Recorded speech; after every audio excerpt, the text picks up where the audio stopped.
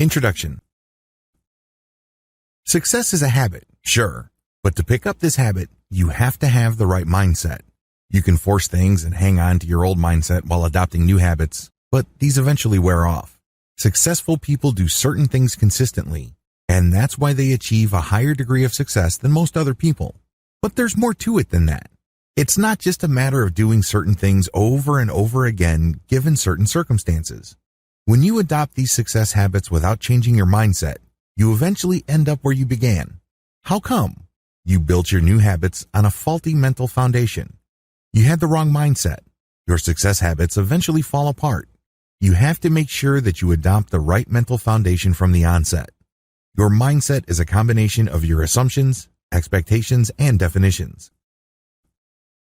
Most successful people share a range of mindsets that enable them to maintain their success habits. In fact, they scale these up over time. Don't for a second think that these people were somehow born with these mindsets. They weren't. In fact, many did not even have a clue when they began. Through trial and error and the hard knocks of life, many arrived at their winning mindset. Thankfully, you don't have to go through those heartbreaks and frustrations. You don't have to go through trial and error. You can get a head start by identifying and adopting the mindsets that can lead you to consistent victory. This training teaches you to reprogram yourself for success by adopting 8 key mindsets. Each of these mindsets have their own subset of beliefs. You need to go through these and incorporate them into your life for them to change your results. How does all this work? Mindset changes your beliefs. If you don't have the right mindset, you're going to have certain beliefs that are not going to help you all that much on your road to success. In fact, in many cases, certain limiting beliefs can hold you back and drag you down from the success that you could have otherwise achieved. Your mindset has to lead to the right belief. These beliefs shape your emotional response to the things that are happening around you, your priorities, your values, and your life's direction. That's how important they are. Be mindful of what you choose to believe. The good news, belief is always a choice. It may seem like people were just born believers in the right things. It may appear that some people just have the right belief system as far as success is concerned. These have to come from somewhere. They were chosen. In this training, I'm going to step you through the process of clearing your mind of toxic beliefs and helping you identify and adopt the right mindsets, which can lead you to greater personal success. These mindsets lay the foundation for the success habits you're going to have to adopt to achieve consistent victory in all areas of your life. Do a mental detox before you seek to adopt a success mindset. I know you're excited. If you're going through this training, you are looking to achieve greater success in at least one part of your life. You can't wait to adopt the right mindset so you can get better results. I understand that. The problem is you're having a tough time achieving the kind of success you want because you are probably hanging on to a few toxic mindsets that undermine you. You have to clear these out first before you adopt positive mindsets. Otherwise, these toxic mindsets will degrade, impede, or otherwise negatively affect the new mindset that you're trying to adopt, and you end up nowhere. Get rid of these toxic mindsets so you can be in a better position to reprogram yourself for better success. I call these mental roadblocks. Mental roadblock number 1. Others are to blame for your failure. One of the most common games people play with themselves is to think that the reason why they're facing setbacks is because others have it in for them. Maybe these other people were sabotaging them. Maybe they were just negligent. Whatever the case may be, the reason why you're failing is because of other people. This also applies to situations beyond your control. This is very comforting for many people. After all, this thinking reduces people into victims. Victims are sympathetic. People have a natural tendency to favor the underdog. Who doesn't want to be the underdog? Who doesn't want to have the natural sympathy of the crowd? The problem is that playing the victim comes at a very high price. You have to get rid of this mental roadblock because the moment you blame other people for your failure, you're giving them the power to fix your situation. If somebody or a situation is to blame, then it necessarily follows that they have to fix your situation because they caused the problem in the first place. They broke your life, so they must contain the solution to whatever it is you're suffering from. Do you see how this leaves you powerless? You can't control those people or situations. Since you can't control these people and your past, you aren't going to be handed the solution to your situation. That's just not going to happen. Everybody's got enough problems of their own. They can't be bothered with yours. This is why you have to let go of blaming others for your disappointments. Otherwise, you'll continue to fight battles of the past. You'll continue to reenact certain situations in your mind and engaging in all sorts of could have, would have, should have games with yourself. You end up feeling stuck. Sure, you want to move on.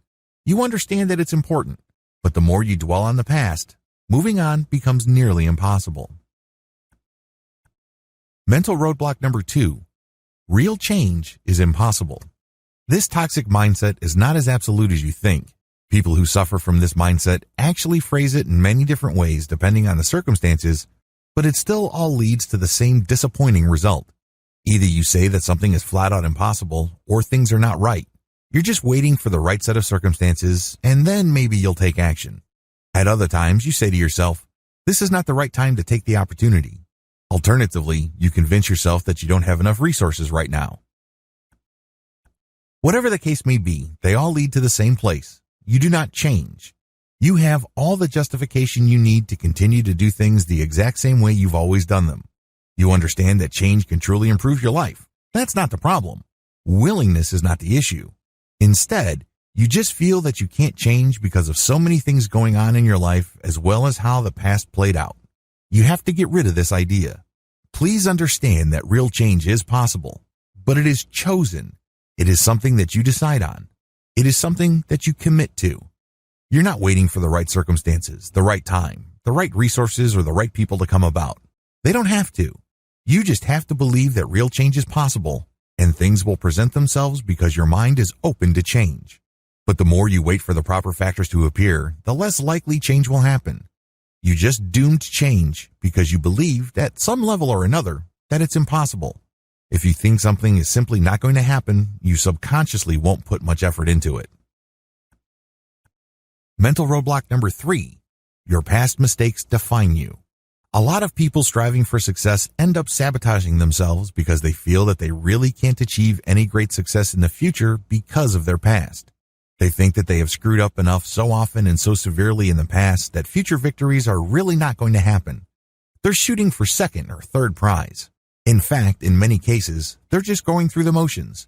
They're giving up on the race before they even started.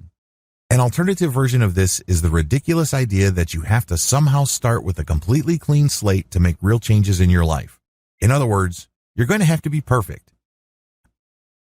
Because you've already made mistakes, you've already screwed up. Either way, both versions lead you to the same place. You don't even bother making a change. You discourage yourself from even trying. In your mind, it's a foregone conclusion before you even start.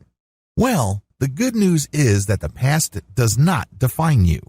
You may have failed an infinite number of times before, but that does not prevent you from getting it right this time. The only way you will fail is when you read your long record of failures as something so discouraging and so debilitating that you don't even try. That's how you fail. You fail when you quit.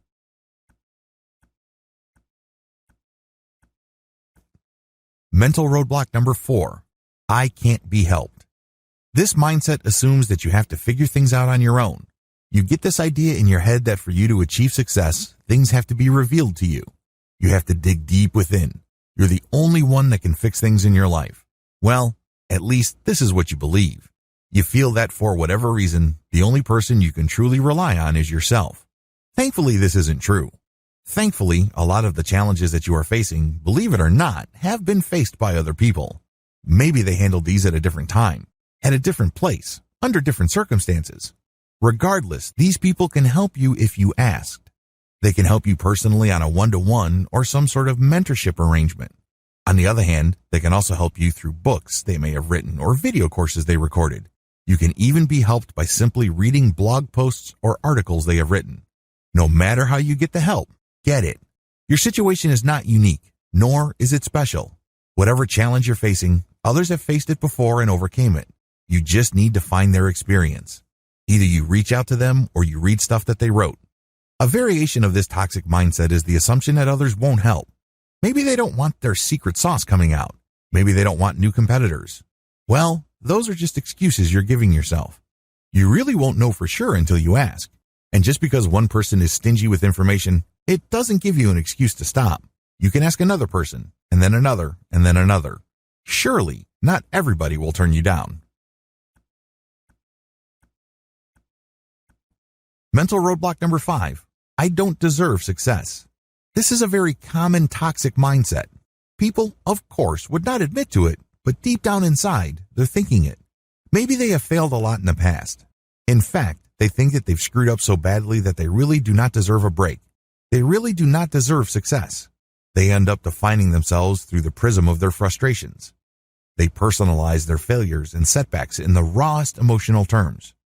For people with this mindset, failure is not just something that happens when people strive for greatness or goals. Instead, failure is some sort of cosmic punishment. It comes at the end of some sort of moral judgment, and it burns deep. It cuts to the bones and cannot be escaped. Permanent. Final. Relentless in condemnation. Talk about stifling. Talk about paralyzing.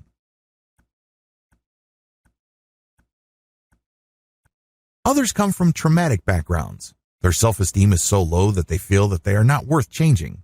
They feel that others' needs come before theirs. They look at themselves as some sort of emotional doormat. Please understand that the only person who can decide whether you deserve success or not is you. You call the shots. Nobody can judge you and say, you don't deserve success. Somebody else does. You have to claim that success and say that you deserve it because ultimately, this is self-judgment. You've been declaring yourself guilty all this time. Isn't it time to decide otherwise? You know how harsh it feels? You know the kind of lousy results you get when you do this? Why not change things up? Start today. Mental roadblock number 6. I'm perfect the way I am. Just as toxic is the mindset that you're perfect. You're the smartest person in the room. You're definitely the best looking, the whole 9 yards. While it's great to have a positive self-image and a healthy self-esteem, you should not let this trick you into thinking that you don't need help or that you don't need to make changes. Make no mistake, on the road to success, you need to change. You're obviously not as successful as you would like now. You're not as capable as you think. It's hard to believe, but it turns out that you haven't quite figured everything out like you believe. Change is required. This means having to let go of whatever inflated impressions of yourself you may have. The antidote to this is very simple. Admit that there is always room for improvement. This doesn't make you a lesser person. This doesn't have to mean some sort of defeat. Mental roadblock number 7. I need to change. Tomorrow. Don't play this game with yourself. Don't, on the one hand, say to yourself that you need to change and you are ready to do it and you're willing to do it, but you're going to wait until tomorrow. You have to understand that if you're waiting to have time, you'll never have time. There will always be some sort of duty or responsibility or obligation that will pop up out of nowhere and you never get to making the changes that you need to make. Similarly, tomorrow will never come. The moment you say that, I'm going to do something, but I'll do it tomorrow, you set yourself up to lose because there will always be something of higher priority. There will be certain unexpected things that will show up that will knock you off track. So, stop playing this game. Do it now. Make the changes now. Commit today. Take action in the here and now. The great thing about starting now is pretty soon you get used to the challenges. By starting as soon as possible, you learn the lessons you need to learn and go through the hoops you need to go through sooner. If you're going to go through this process anyway at some point in the future, why not get it over with now? Mental roadblock number 8. Success and money aren't everything. Isn't it interesting that the people who say that money isn't everything are usually people who want a lot of money? The same apply for people who tried and failed to achieve great success in their lives. When you say these things to yourself, you're basically just engaging in sour graping. That's what you're doing. You're saying, oh, it wasn't worth the hassle anyway. I'll focus on something else. There are higher values in life. Well, if they were so valuable, why weren't you pursuing them in the first place? Why are you treating them now as some sort of consolation prize?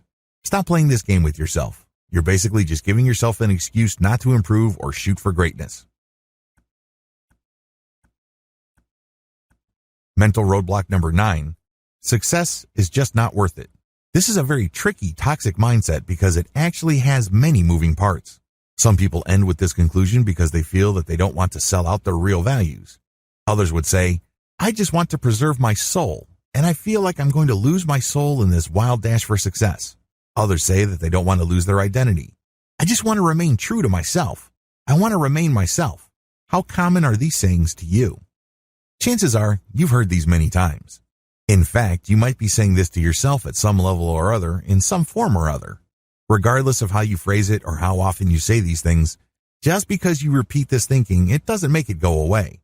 The bottom line, these are all excuses. These are all excuses because success can be part of your identity. It can be part of your soul. It can be part of your core intrinsic values that you would never give up for anything. You're just giving yourself an excuse for not trying or for not trying again. Maybe you got burned in the past. Maybe you got disappointed badly. Whatever the case may be, you can't use the past as an excuse to keep you from doing something about your situation in the here and now. Success is worth it because it improves you. It pushes you to become a more excellent person. It teaches you the value of sacrifice. It enables you to gain a sense of meaning in your day-to-day life. Living a life of purpose is one of the most important gifts you can ever give yourself. When you take action every day, it is very empowering to realize that it leads somewhere big. Mental roadblock number 10. I don't want to turn into someone I will hate. This mindset is really rooted in a zero-sum mindset. What you're saying is, I don't want to turn into someone I hate because when I achieve success, I necessarily rob it from somebody else. There are many ways to phrase this thinking, but it all goes back to that same zero-sum game. Let me tell you, there is no giant pie of success anywhere in the world. Just because your slice of the pie gets bigger, it doesn't necessarily mean that somebody else's slice gets smaller. There are tremendous amounts of opportunities out there. Opportunities come and go at the blink of an eye, moment by moment. They are created and destroyed all the time. Indeed, by striving for success and excellence, you can inspire others to do the same. Don't think that they will just envy you, because people who envy have a zero-sum game mindset. They envy others because they feel that the slice of the success pie that was otherwise due to them is shrinking. There's no such thing. That's nonsense. Understand that when you choose to inspire others, you spread success because they can be motivated to achieve success. This is the precise opposite of the shrinking pie analogy. If anything, you increase the size of the pie and ensure more slices for others if they want to. You do this because you inspire them. Assume that you can change. The first step you need to take is to pay attention to your assumptions. Assumptions are crucial. You may not be aware of your assumptions, but they have a tremendous impact on your life. An assumption is a belief regarding the reality of your life, your capabilities, your identity, where you are in the world, and what your rightful place is. These assumptions are choices. Seriously. You choose to interpret reality. They are not hardwired into you. They don't dictate that you have to interpret reality only in one certain way. You always have control over your assumptions. They might not be top of mind. They might not be obvious, but you can control them. Another thing you have going for you is the fact that change is the only constant in life. In fact, as you take this training, you're already changing. You're definitely getting older. There might be ideas that you run into that change certain things that you believe about yourself. It may change some of the things that you do. Regardless, understand that change is part of who you are. Change happens on two key levels. You can change from within or you change from outside. You have to believe that your ability to change is the key to your mindset transformation. This is foundational. If you cannot bring yourself to this, then it's almost impossible for you to adopt the right success mindset. You're just not making it happen. This is crucial. It is not an option. It is non-negotiable. Here's an exercise to help you strengthen your belief muscles. First, think about 3 examples from your past where you needed to change, and you did. Maybe one day you do not really feel excited about jogging in the morning, but you know you're gaining weight and you need to run every morning. After a couple of weeks, you finally got to the point where you are jogging every morning. Look for examples like this. It doesn't have to be big. It doesn't have to be dramatic. Regardless, all of us have at least 3 examples from our past where we needed to change, and we did. Next, analyze what happened. Pay attention to what prompted the change. Why do you feel like you had to do it? What circumstances were present? What was your situation like? What was the trigger or the straw that broke the camel's back? Next, focus on how you were before and how you were doing after the change. Look at the contrast. Again, most people should be able to find situations like this in their life. It doesn't have to be big. It doesn't have to be grandiose. It just has to be real. Look at the contrast. Now ask yourself, what do these experiences teach me about myself? Am I the person who waits until the last minute and disaster is only around the corner for me to make a bold move? Maybe you stopped being lazy and got a job because you're about to get kicked out of your parents' house. Maybe your company announced a layoff program, but they gave people a test that they should take if they want to be retained. Whatever the specific experience may be, pay attention to how you responded to those challenges. Did you wait until your back was against the wall before fear pushed you to make a decision? Or did you want certain changes all along and situations just pushed you? This is the difference between a reactive and a proactive person. There is no right or wrong answer. Either you're born reactive, which means you are motivated primarily by fear or loss, or you are a proactive person, one who is motivated generally by gain. Regardless, if you are a reactive person, dwell on what you can lose in your life if you don't push yourself to change. If you are proactive, focus on how much better your life would be and how awesome it would be to experience your dreams if only you allowed yourself to change. Failure is not to be feared, but prepared for. It's really important to make sure that you understand that setbacks happen. People fail all the time. If you think about it, it's not that big of a deal. It may seem like a crushing setback. It might even appear like some sort of humiliation. But in the big scheme of things, failure is part of the human condition because it happens all the time. Believe that setbacks happen. Instead of fearing it or wishing it away or constantly asking yourself, why me? Expect it and prepare for it. According to Thomas Stanley's book, The Millionaire Next Door, the average American millionaire has gone bankrupt at least 3.5 times. Let that sink in for a second. You know how crushing bankruptcy is. You know how humiliating it is at a personal level. Sure, a lot of the stigma has worn off bankruptcy, but it's still a severe personal setback. Still, it didn't hold these millionaires back. They peaked, they crashed, then they rose back up. Stop fearing failure. Instead, focus on what comes next. Failure does not have to be the final point of your journey. It does not have to end there. Please don't get the idea in your head that if you're expecting failure, you want it to happen or you're wishing for it. No, these are two totally different things. When you expect failure, you understand that the probability of failure is always there. By expecting that the worst can happen, you then allow yourself to respond in such a way that you can bounce back up. Measure your success the right way. Oftentimes, we think that we fail. Oftentimes, we think that we just crashed and burned. But what happened actually was that we measured our success the wrong way. For example, if you're starting a business and you know that normally the return on capital in your industry happens after 5 years, it would be ridiculous of you to assume that you will get all your money back after 1 year. You're just going to be beating yourself up needlessly if you did that. Measure your success the right way. It may well turn out that you did not fail. You're just waiting. Fail quickly. In addition to measuring your success the right way, another way to prepare for failure is to resolve to fail quickly. I know this sounds kind of crazy, but a lot of successful people do this. They know that achieving success involves a lot of trial and error, so they experiment a lot. It's like throwing spaghetti on the wall. Eventually, one piece sticks. But before that happens, you have to be as quick as possible in throwing spaghetti at the wall and getting that pasta to bounce off. When you do this, you're figuring out a map to get success, and you're doing it quickly and cheaply. The secret to this, of course, is to fail quickly and cheaply. It must not leave any scars. It must not bankrupt you.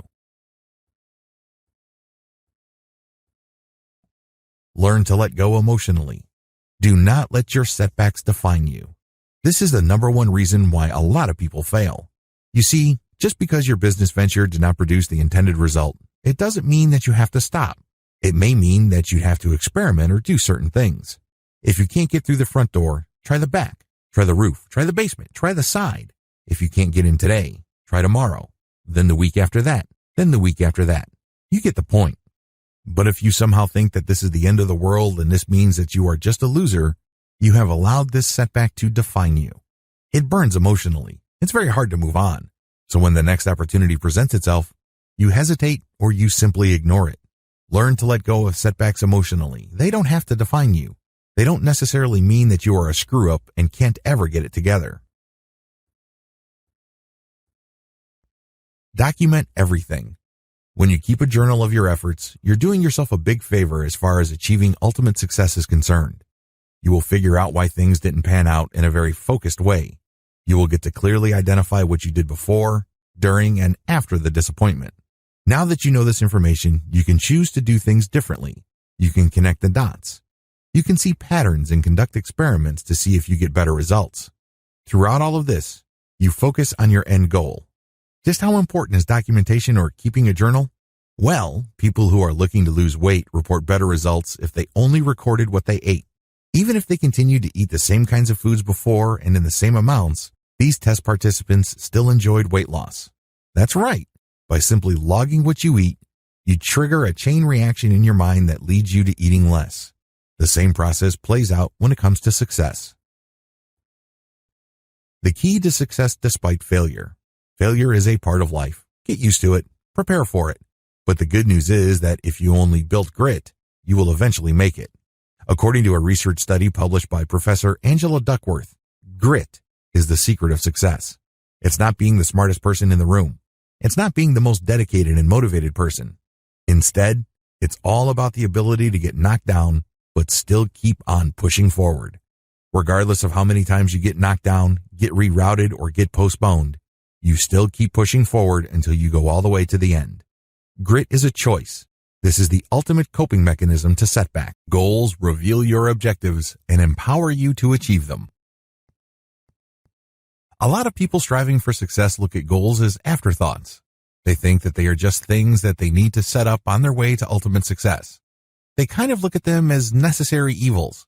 If given a choice, they'd rather not set goals. They would just rather follow their passion or just do what excites them and eventually achieve success. At least this is what they think. Talk about getting it wrong. Goals are crucial for success. In fact, they're so crucial that even unsuccessful people know this. How come? Goals provide you with a map. At the very least, you can see what happens before, during, and after you achieve your goal. For you to achieve an ultimate goal, there are sub-goals that you need to achieve. You get to see the process that you have to go through, the decisions that you have to make, the results that you have to produce along the way. You can also see potential dead ends and potential detours.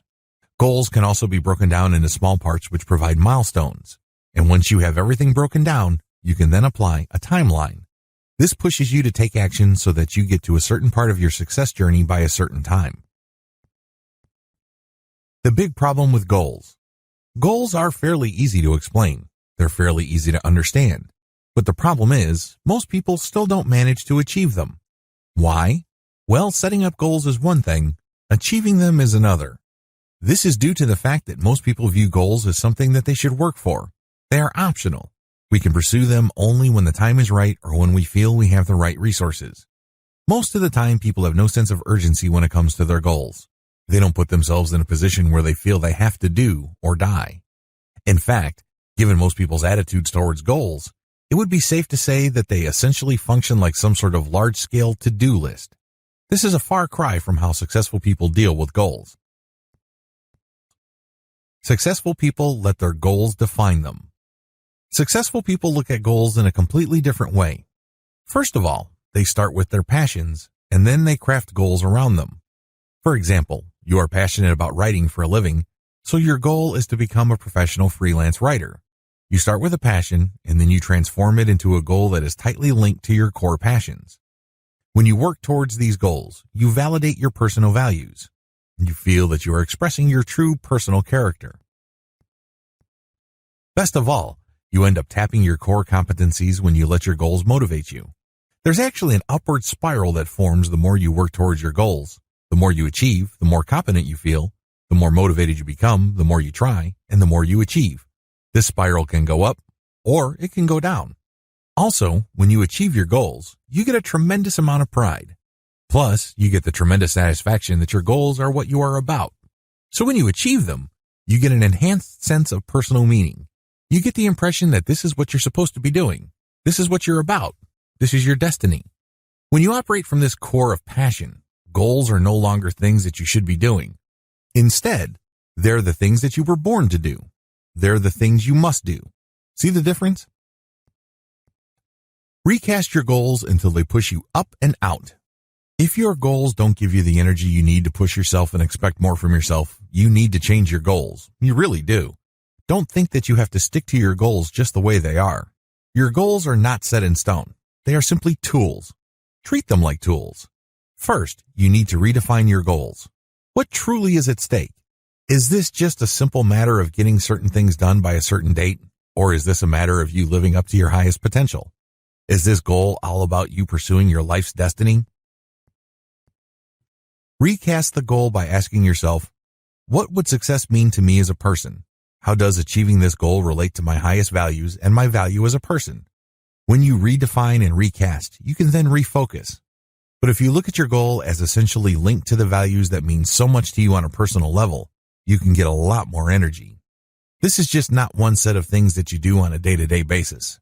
This is what actually gives your life meaning. This is what actually gives you purpose to get up day after day.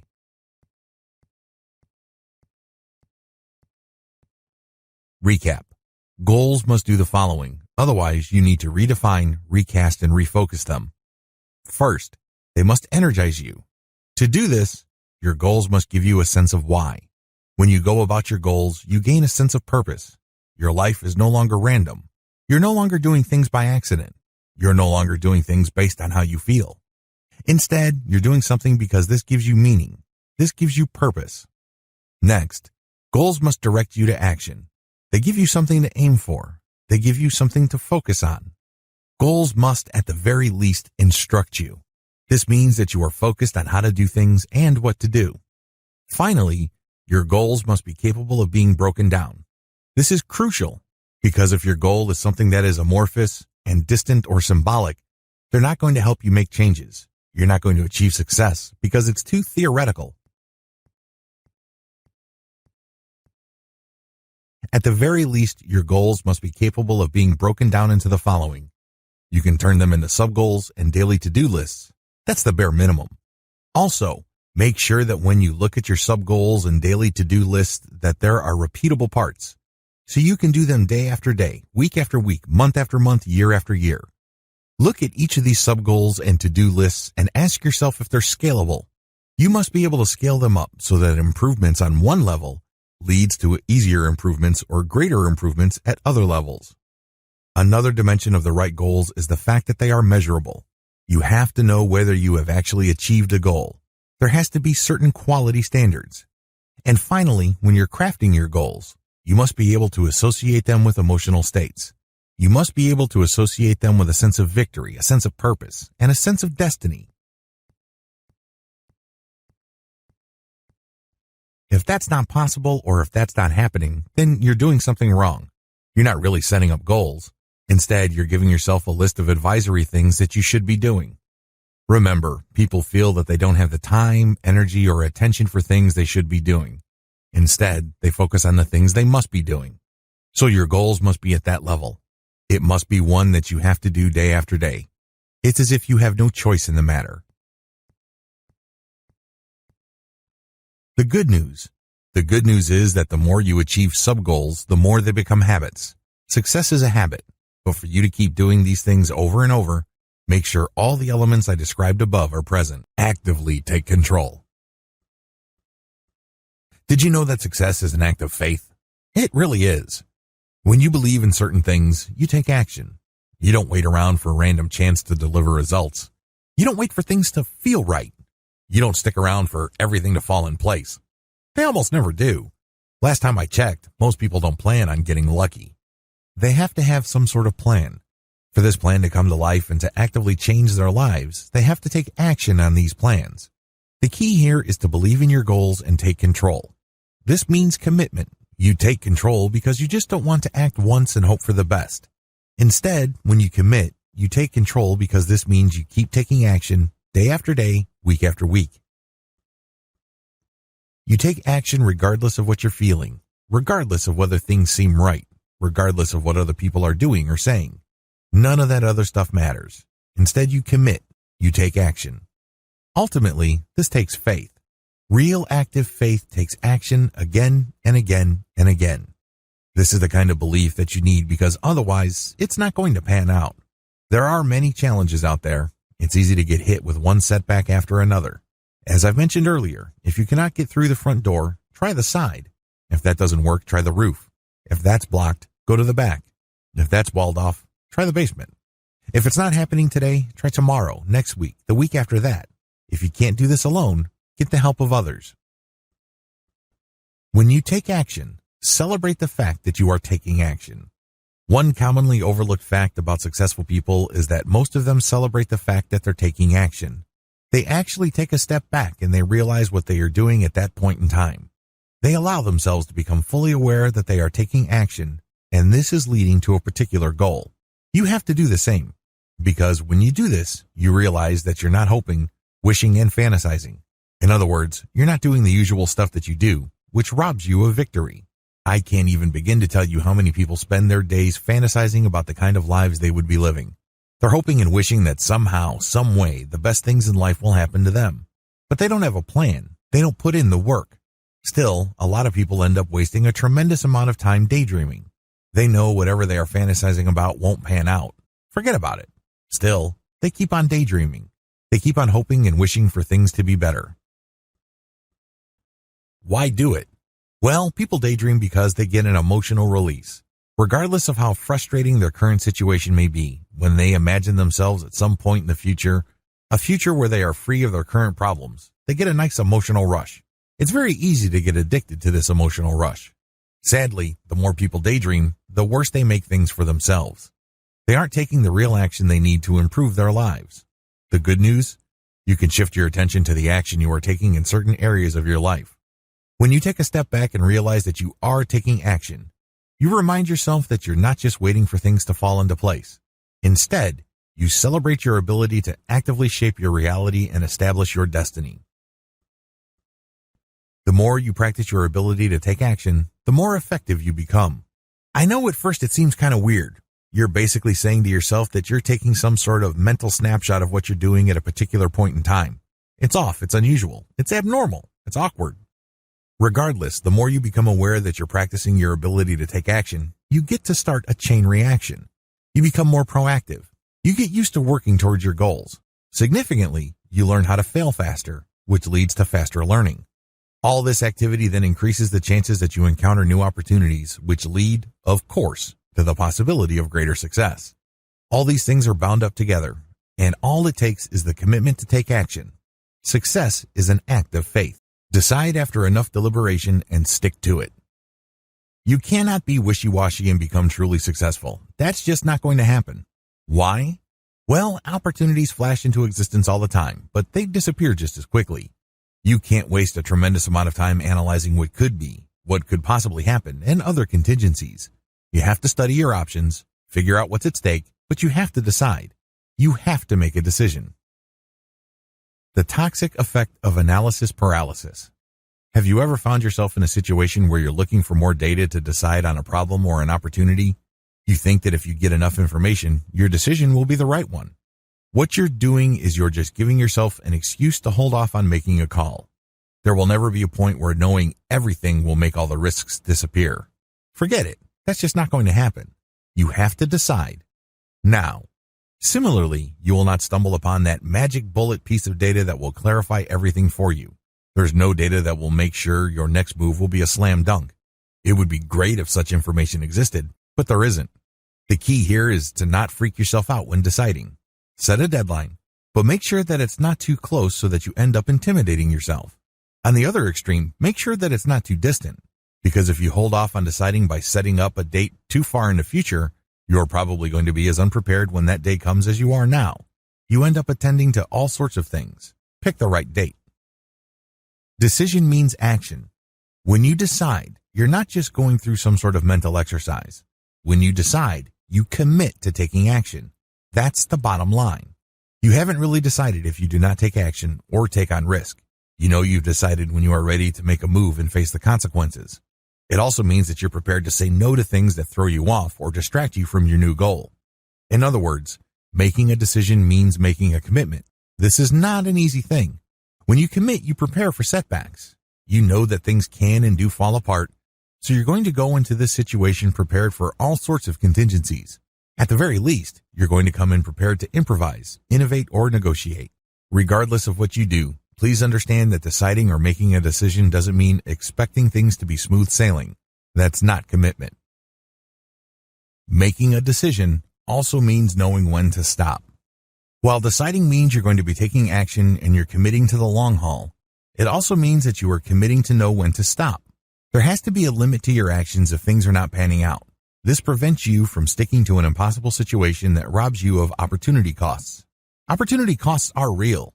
You can't continue to do something that has an eventual payoff of $2 when you could have stopped and chose to do something else that pays $100.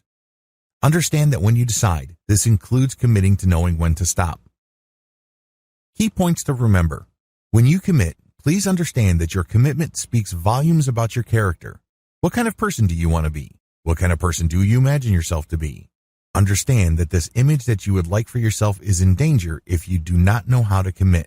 If you keep changing your mind or if you quit too easily, you're never going to establish this character that you would like for yourself. It's personal. People might think you're great. They might compliment you. But deep down inside, you know that you suck because you can't commit. You know there's something wrong with you because you can't go all the way. Make it personal. There has to be some sort of personal sting from within to make you stick to what you committed to.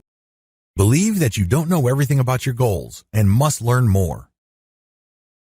Even if you've done extensive research about your goal, please understand that you cannot know everything.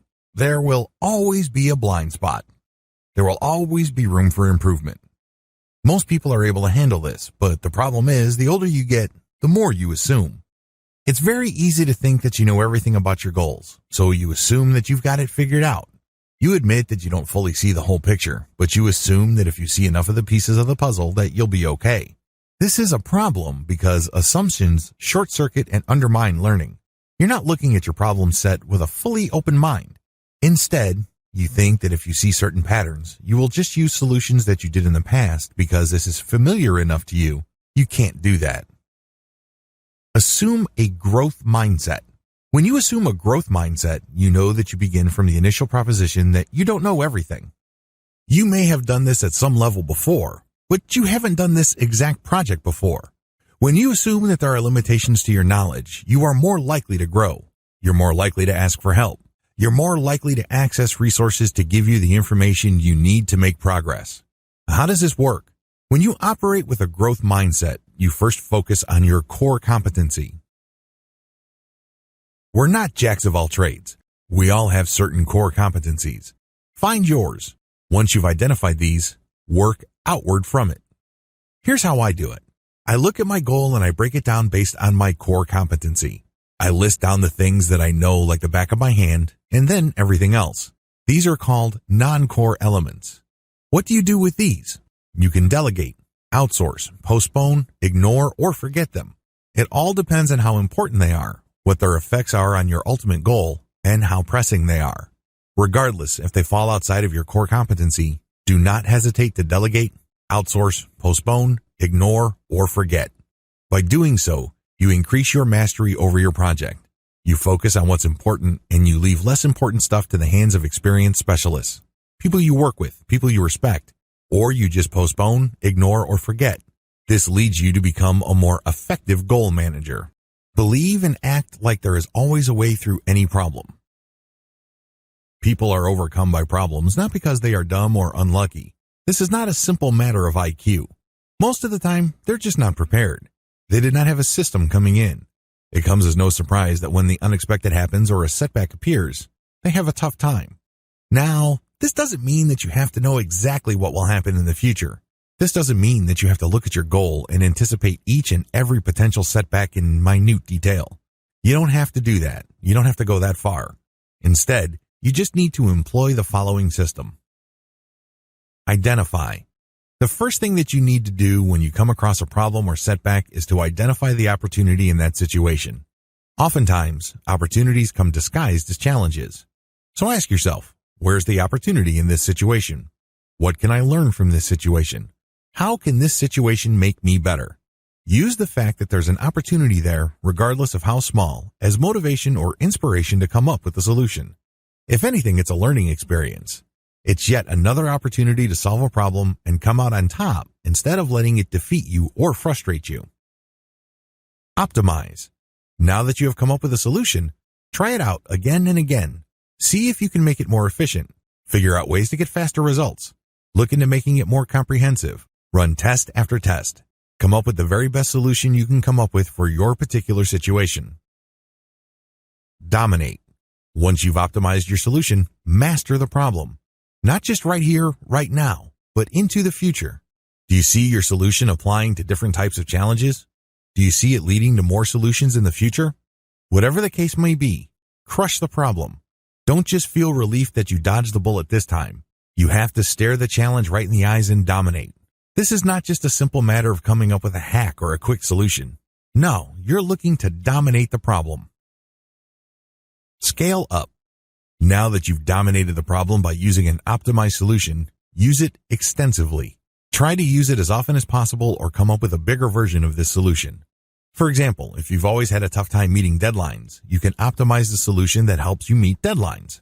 You then dominate the situation by setting up a system where your on-time delivery always produces the very best quality. You can then apply this solution to other areas of your life, like your relationship. This means that you're never late for a date, or you never forget anniversaries or other important events. Know when to cut your losses. While learning how to identify, optimize, dominate, and scale are important, there are certain problems that are just insurmountable. If that's your situation, know when to cut your losses. You hit a wall, and it's impossible, at least at this point in time, so cut your losses and backtrack. Successful people relish calculated risks. One of the most interesting finance shows I watch features interviews with financial managers. These people manage multi-billion-dollar hedge funds, mutual funds, and other financial instruments. One particular fund manager blew my mind. The interviewer asked him, "What do you do to avoid risk?" The fund manager said, "I don't run away from risk. Instead, I run to the risk that meets the reward that I'm looking for." This floored the interviewer. "You actually assume risk?" Well, it was kind of an ironic moment because I assumed that if this financial advice show host really knew his stuff, he would not have been surprised at all. One of the long-standing rules of the finance world is no risk means no reward. Put in another way, if you are looking for a high reward, you have to take on a lot of risk. Risk is always part of the package. Successful people know this. Accordingly, they take calculated risks because they know that the greater the risk, the greater the reward.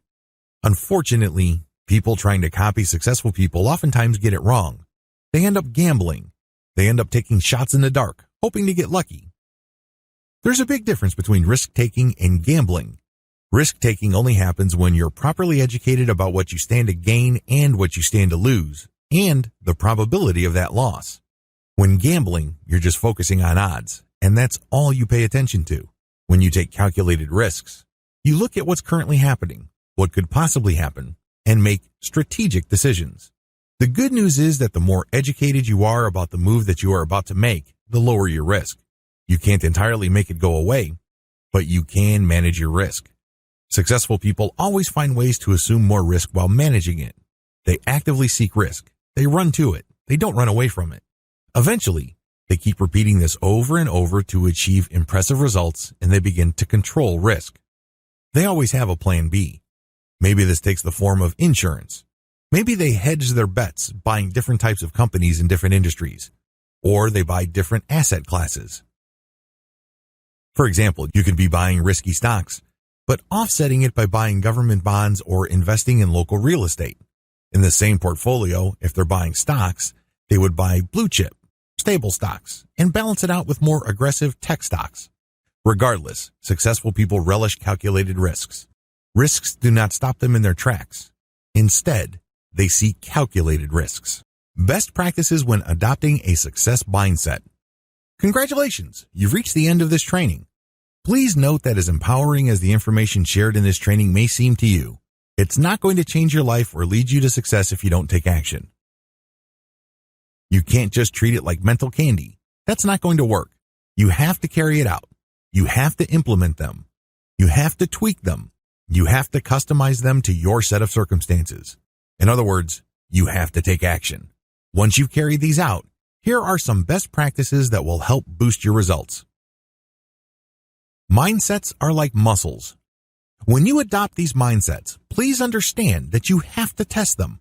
You have to use them and challenge them. In other words, they're like muscles.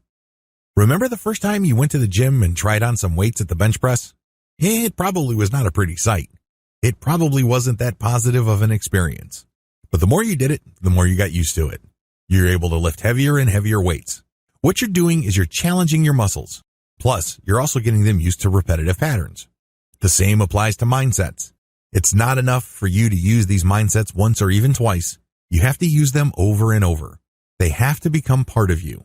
Also, you have to grow them by challenging them. Use them in different situations. Scale up the challenge. Whatever the case, you have to apply pressure on them for them to get stronger and for them to produce better results. There is no better time than now to start. Don't trick yourself into thinking that there is always tomorrow. You have to start now. You don't have to do much, but you have to take action now. Stop waiting for tomorrow. Stop waiting for things to be just right for things to feel right. You're just giving yourself excuses when you do that. Instead, you have to commit. Every setback is an opportunity to learn. Make no mistake, you're going to run into problems adopting the success mindsets I've described in this training. For whatever reason, there will be an obstacle or two.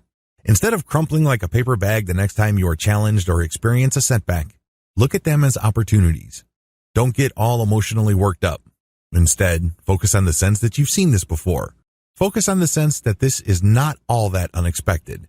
Because when you're in that emotional state or frame of mind, you're more likely to look at the setback as an opportunity to learn. What could you have done differently? What could your attitude have been? How can you anticipate this issue and prevent it from happening again? Regardless, be ready to learn. One of the best attitudes you can assume when trying to adopt these mindsets is to assume the attitude of a student. When you're a student, mistakes are not the end of the world. They're definitely not a source of humiliation or embarrassment. Instead, you often chuckle or laugh, and then you figure it out, then you try again and again, and things get smoother. If you have a system, you will not fail. Finally, you should get a system going. I've already discussed one possible way to deal with setbacks, which is to identify, optimize, dominate, and scale. Come up with your own variation. Come up with something that better fits your particular set of circumstances. Whatever the case may be, come up with a system that is truly yours. Please note that the information that I shared with you here are just starting points. That's all they are. They just lay out a basic foundation. But it's up to you to tweak, adapt, and configure them so they produce the best results in your life. That is your responsibility. That's how you take control over this whole process. Conclusion. Thank you for buying this training. This training can change your life. You have to understand that the results that you get in life flow directly from your mindset. If you change your mindset, you change your results. Everything flows from your mindset because your mindset dictates how you interpret the world. It also influences your emotional response. Change your mindset and you will change the results you get. Whatever frustrations you have right now, whatever setbacks you're dealing with, are due to your current mindset. If you're not happy with your situation, then the most powerful and effective and permanent way to deal with frustrations is to change your mindset. I wish you nothing but the greatest success.